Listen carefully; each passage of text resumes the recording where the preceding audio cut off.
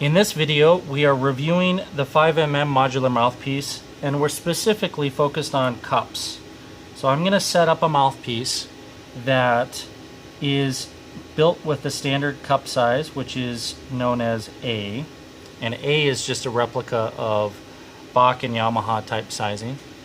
So in other words, if you had a C cup on, say, a 14C4 in Bach, in Yamaha or Schilke, or maybe the equivalent could be around a 3C in Bach.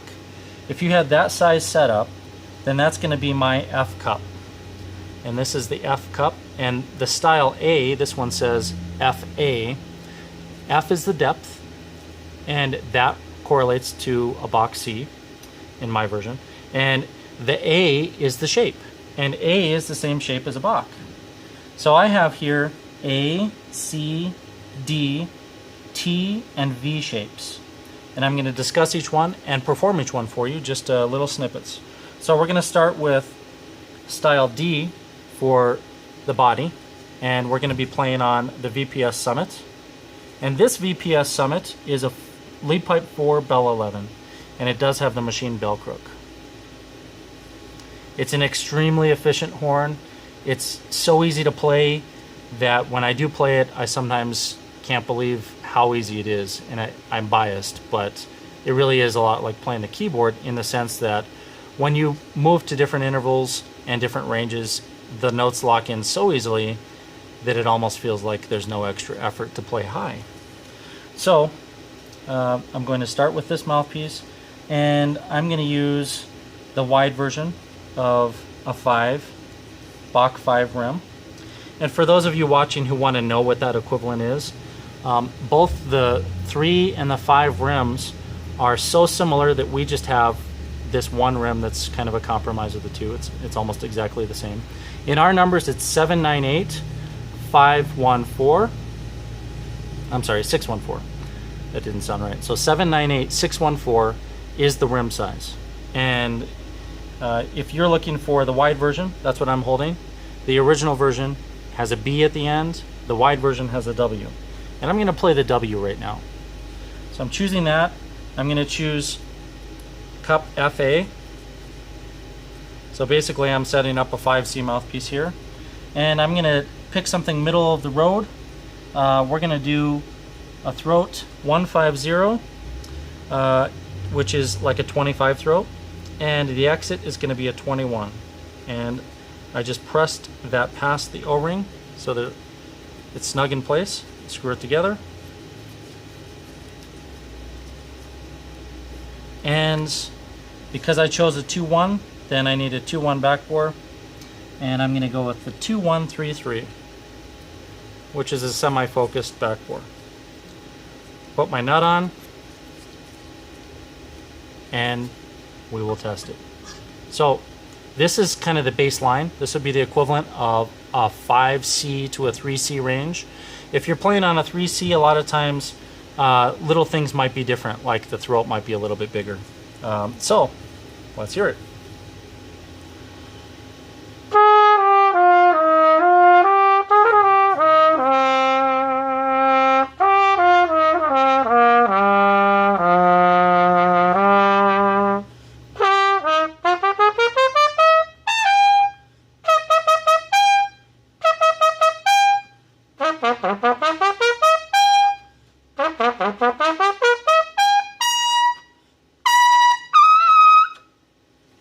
It plays nice, it feels nice. It's a semi-bright type of a sound and attack. I'm going to just change the cup. So I only need to unscrew the top half. And there it is. I pull the throat out. I take the cup out. That was the FA. And now I'll go to FC. The C cup is a compression cup. C stands for compression. It has a little bit more definition at the bottom of the bowl. And I'll put the same throat in.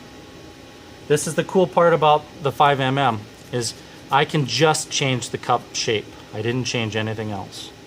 Now, because I didn't loosen the backbore, then that throat may not have seated all the way in there. So I'm going to push it down into the cup a little more, screw the backbore back in, and we're done.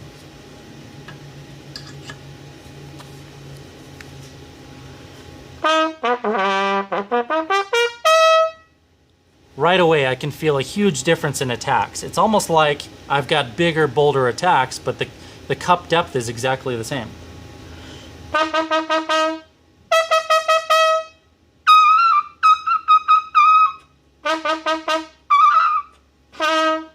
Of course, I should practice before trying to play high Fs.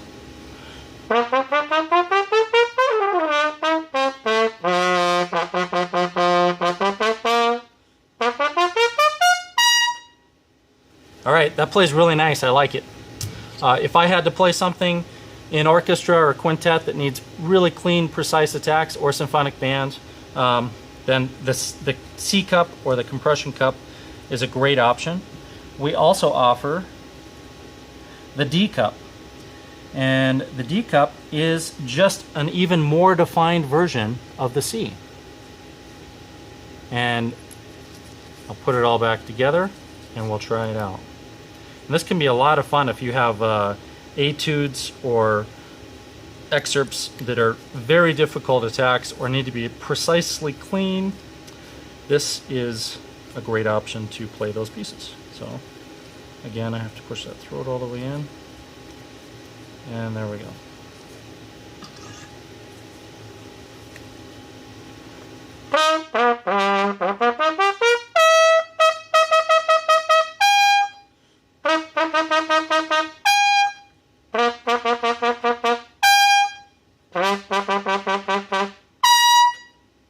All right, that sounds really nice. It's a nice clean attack, and that is with the D cup variation. If you are playing anything that requires clean articulation, try that D cup. I'm going to loosen this the first time because I keep forgetting. And the D, I'll hold it up there, it almost looks a little bit like a double cup. So that extra compression bowl gives the impression of a double cup. It really isn't a double, but it looks similar. Next, we're going to go to the triple cup. And this, of course, is a triple cup. It has 3 ridges in it. So even though the last one wasn't a double, this one is a triple. I don't make a double cup because C and D are so similar to a double that we don't really need it. And you don't get that weird feeling of a Parduba double cup where they're shallow. You know, you don't have to choose a shallow size to have that kind of an attack. So now we have the triple together. And this is one of my favorite mouthpiece configurations. I'll play it for you.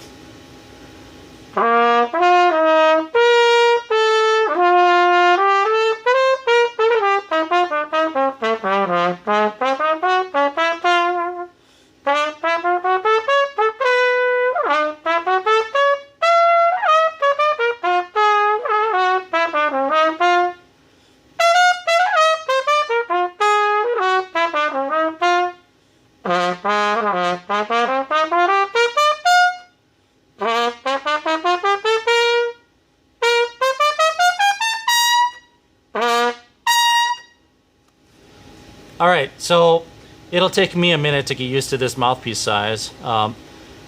So maybe I play a little sharp in the upper register sometimes. My mouthpiece size is nothing like a 5C, so maybe give me a little bit of credit there because it's not my size. But I'm still demonstrating it for you, and you can hear that the attacks are somewhat defined but softer, and the tone is darker, even though all I did was change the cup shape. The depth and every other part of this mouthpiece is exactly the same as before.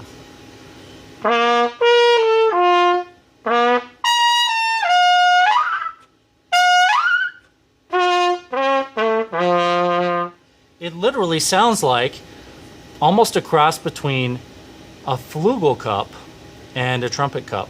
And all I did was change the shape. So that's a great option if you want to soften things and darken it up. The last one we have here is the V, and I'm going to pull it apart again, set all this down. Remember, I stayed with the same throat and the same backbore on all of these examples. So style V is literally just more of a straight taper on the sides instead of as much of a bowl. And this is a little closer to the T, which we just played. But it doesn't have the definition in attacks. So that the triple cup gives you that fine definition in attacks, and the cup I'm playing now, the V cup, really doesn't have that same definition.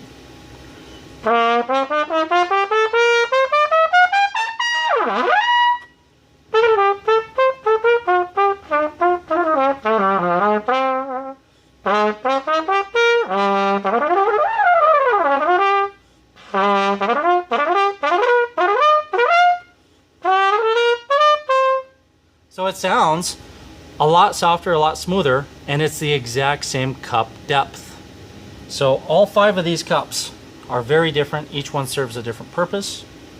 And if you're a very versatile player, you may want to have at least 4 of these cups.